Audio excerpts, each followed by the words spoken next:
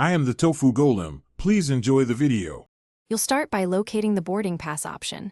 Open the airline email or app and find the Add to Apple Wallet button. You need your iPhone unlocked and on the account tied to Wallet, so make sure iOS is current and Wallet is enabled. Tap the Add button. The system previews the pass and reads seat, gate, and time. Once done, confirm by tapping Add in the top right. This initial step links the pass to Wallet so it updates automatically.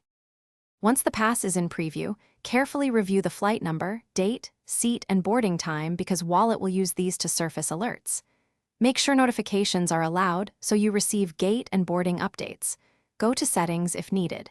If you added the pass from the airline app, grant Wallet and notification permissions so passes update automatically.